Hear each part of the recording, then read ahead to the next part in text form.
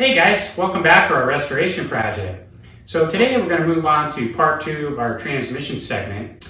And as you can see, we have everything back here at the shop, completely opened up, shined up, reconditioned, and ready to put back together.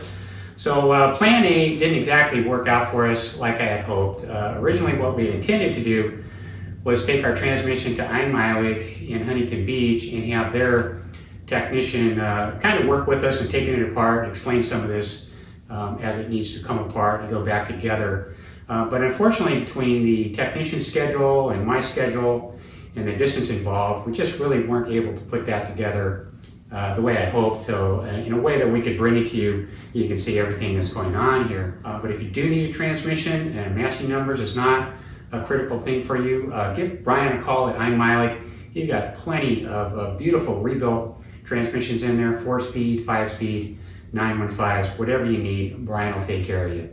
Okay, so plan B. What exactly is plan B? Well, part of plan B was bring it back to the shop. I'm going to open it up here and do a visual inspection and recondition all these parts. So now we got our case all shined up. We've got all our hardware replated, and we basically got it to a point where it's ready to go back together with the exception of our gear cluster and differential. We do want a master technician involved in this for a lot of reasons. I could do this here, but I wouldn't be able to do it confidently. And the problem is, if you're a novice and you try to do this yourself, you get one thing wrong in this transmission. You put it all together, put your engine in the car, something's not working, you're going to be pulling an engine back out of the car and breaking it back open and doing this all over again. So I have reached out to someone very special to give us a hand with this. So you guys are in for a real treat. For those of you who are not familiar with Kurt Donohoe, Kurt is the master instructor at Klassik Automotive Training School. So I've reached out to Kurt and explained to him our situation, and Kurt has agreed to help us out and show us exactly what needs to happen here in a very precise, very methodical way of doing it. Kurt is master technician for anything early Porsche, and he can explain all this in a way to keep you out of trouble and actually teach us exactly how everything works and what needs to happen and why. I've actually had the pleasure of speaking with Kurt a couple of times previously over the past 5 years. He was the founder of Parts Klassik Automotive Parts, and I used to call him and have technical questions for him. And one of the things I liked about talking with Kurt is the explanation he would give you, how he would give it to you, just the in-depth detail. It's just what we want. I mean, that's what we want to hear. And the conversations I've had with Kurt, I've never forgot. I mean, he just really stood out in my mind. And that's why I've reached out to him. He really is the best man to do this for us. Okay, so that being said, I'm just going to show you a quick clip of me taking this apart here at the shop as I'm breaking the case open. And that is something you can do, no problem. It's really not difficult at all. We'll talk about that as I go through some of these parts here on the bench. Real easy to open this thing up and take a look, but there are some things you need to look out for when you do open it up. We'll talk about that too. So this is something you can do. You can recondition everything. You can put new seals in, new gaskets, bearings, put it back together, and you're off to the races. But if you need a transmission refresh, this guy right here, you're going to need an expert technician. So just taking a close-up look at our plan B here as we're disassembling. Basically what I want to do is I just want to inspect as we get our transmission apart and just look at coloration and any kind of rubbing marks, any kind of chips or wear patterns. But overall, I think this thing looks pretty darn good considering the mileage on the car, and the mileage I believe to be right around 100,000 or maybe a little bit under. Okay, so at this point we're completely separated from our case, and you can see now the condition that we're dealing with here. Really just absolutely amazing condition. All these moving parts. It feels snug. It doesn't feel sloppy. Doesn't feel like it has any excessive lash in there. The bearings are just amazing. I tell you what, the Germans sure make nice bearings. That's incredible. Incredible for the mileage that's actually on this thing. You can actually look this clean. Okay, so now we're all cleaned up and shined up. Let's take a look and see exactly what we have and what we did to get here.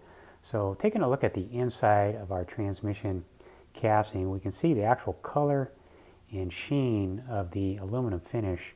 So the finish that I have on here now, this is pretty close, or as close as you're probably going to get to a factory cast aluminum for this transmission in those days.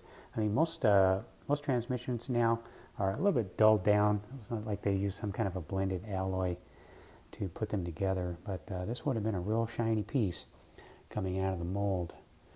So what I did here is just using a brushed wire finish, a fine brush, no oil, cleaned everything up with gasoline, rinsed it down, and just brushed and hand polished with some Blue Magic. And then completely refreshing and taking inventory of all the hardware that's coming off the case, refinishing some of the larger pieces that come off the case there.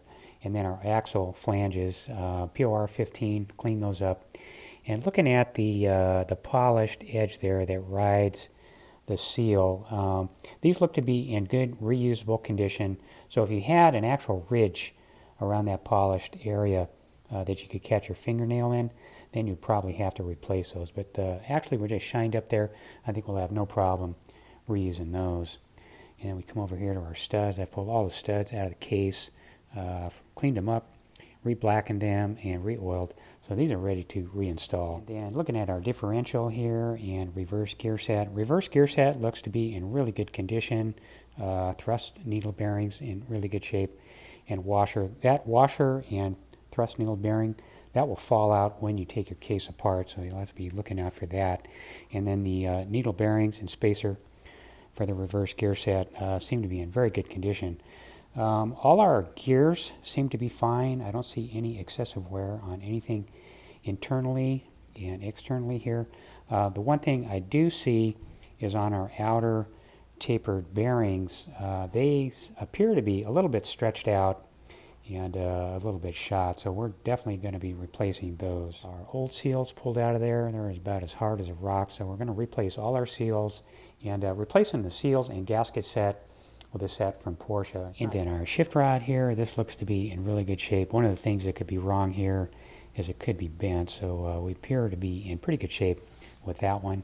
And then our intermediate plate and main gear cluster assembly, this is something we're going to have Kurt walk us through and explain everything as we take it apart. And our front nose piece here, so I pried out the front seal for our shift rod there. That's something you'll have to destroy, and be very careful prying that out of there because that edge is going to be a little bit brittle. So when you strike on it, you'll want to be striking inward to get that seal out of there. And then having a look at the inside here, our reverse gear shaft looks to be in really good shape. So I don't think we'll have any problems there. And then inside our differential cover, so we have our bearing race. This one is in pretty good shape, although we're going to be replacing it anyways. Nice and tight in there, it's not spinning. But in our case, we actually have, look in here, you can see we actually have some movement. So we'll definitely need to be addressing that.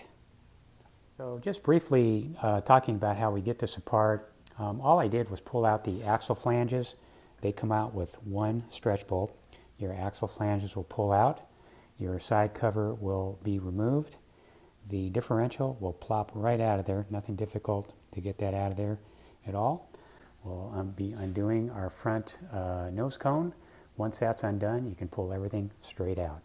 Okay, so from here, I'm going to take these studs and reinstall them back into the case. We're going to load everything up and go see Kurt.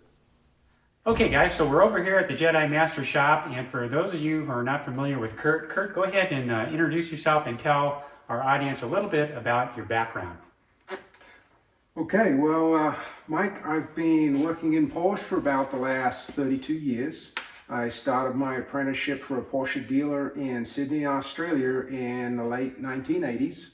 I've had a couple of different shops that I've had myself. I had a shop in Southern California that I ran for about 12, 13 years before we moved out here to Arizona. Here in Arizona, I've done a little bit of car work, but the biggest thing was I founded the Klassik Porsche Parts website.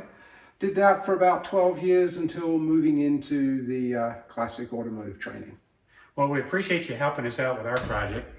As you can see, we had a little bit of a dilemma with our transmission. Brief me a little bit on this. I thought we could just take this apart today, but it's a little bit more involved than that. So what we're going to do is we're just going to basically explain what this is. And then we're going to have Kurt take this apart, and he's going to do a video on this on his own format. So he has Klassik Automotive Training School. I'll put a link to his channel in our video description down below, so you definitely want to check that out. And for you guys who want to know how your Porsche works, how to do things, and get the right information, you definitely want to be tuned in to Kurt. This guy, he knows what he's talking about. How many of these transmissions would you say you've done in your career? With Roughly. the early 902s, there's been quite a few. I mean, it's probably in the 100 mark, somewhere around That's there. a lot of transmissions. Also, distributor work. I think you mentioned somewhere in the thousands Yeah, of a distributors. lot of ignition distributors over the years. So, and carburation, Carburetor, a lot of carburetors as well. hundreds. So, Kurt's rebuilt a lot of engines, done a lot of work. He's the guy we want to be listening to as we roll through our drivetrain.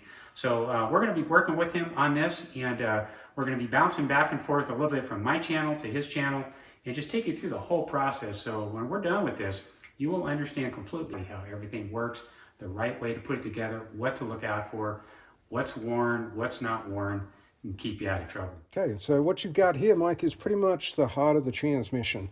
On this side, we've got all of our shift forks, shift rods, and these are what connect our gear shift to our actual individual gears. So when we're engaging a gear, what we're actually doing is moving a pivot to move a shaft back and forth to engage a particular gear.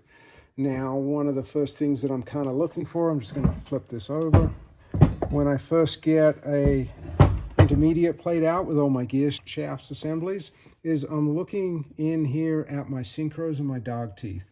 Okay. This is going to give me an idea of what kind of life the transmission's had. Now, these are actually pretty good. The dog teeth are nice and sharp and pointy.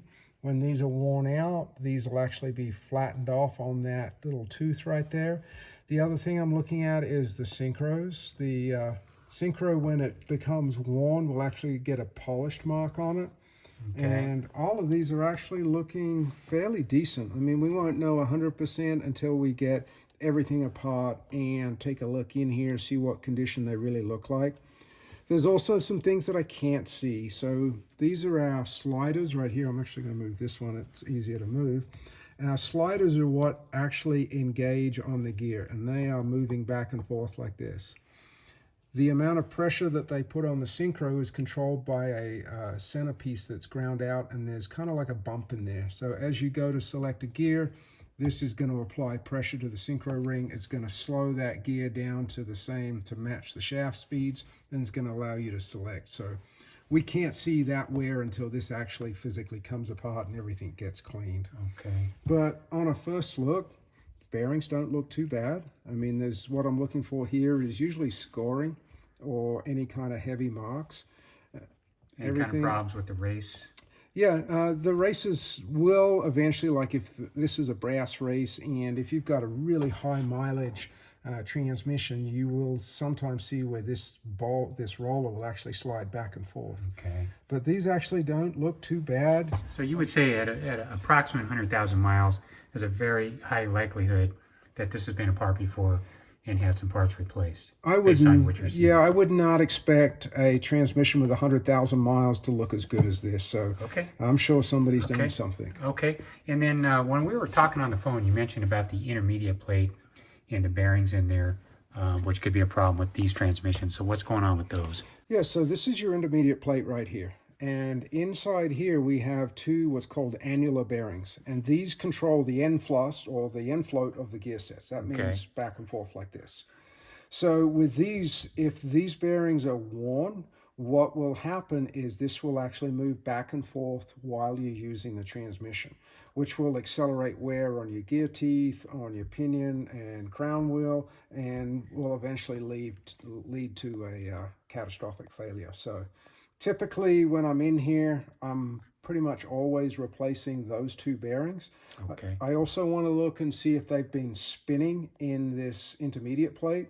If they have and they no longer can hold tension, then often you'll have to put a new intermediate plate. Okay. All right, makes sense. Okay, and then what can you tell us about our differential? Just looking at it, I mean, it doesn't look like it's in too bad a shape.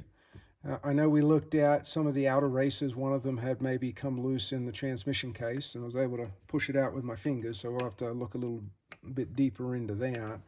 But, I mean, the gears don't look bad. There's no signs of burning, no obvious signs of damage. Not sure how much preload they had set up on these bearings here, or the depth of the ring gear where it was at. That's something that we would have had to have kind of looked at as it was being disassembled. Okay, so now it's disassembled. We got to go from scratch. Yeah, and that's okay. We'll probably just drop this back in the housing and take a quick end float measurement and see where it's at, see how much preload they were running on these side bearings. A little bit harder putting the gear set in to take a pinion depth reading because we don't have our gasket here. They're still coming on back order. Well, the old original gasket would have dictated the final depth on our pinion depth, and would have been nice to have seen that just to kind of get an idea where it was at before it came apart. So taking it apart, you really should be saving the gaskets. Well, there's a few things that we look at because on these early transmissions, the fine tuning of the pinion depth, which is how far it actually engages. So if I just hold this here to get a rough idea. Okay. The pinion depth is how far into this set of gears it's going. So that's controlled by the thickness of the paper gasket right here. There are a bunch of shim packs in here that do the majority of the setup on that pinion depth, but the fine setting or the final setup is controlled by the gasket thickness right here. So it's nice. Usually what I'll do is I'll save a piece because these gaskets sometimes can be stacked just depending on who put it together last. And I'll take that, I'll measure that so I've got an idea of where to start. And then once the pinion shaft is all pressed apart, we can measure the shim pack that's installed in here and see where its base setting is and kind of go from there. Fairly complicated if you've never done it before. Yeah, there's a little bit to it. Well, we appreciate you helping us out with this one. So you're going to take it from here. You can put together a video for us on this gear cluster and then maybe do a separate one here for differential. Absolutely. Fantastic. Okay, guys, so we're just going to call it good here for today. Kurt, we appreciate you helping us out with your expertise, and we look forward to seeing those videos. Sounds good. Thanks, Mike.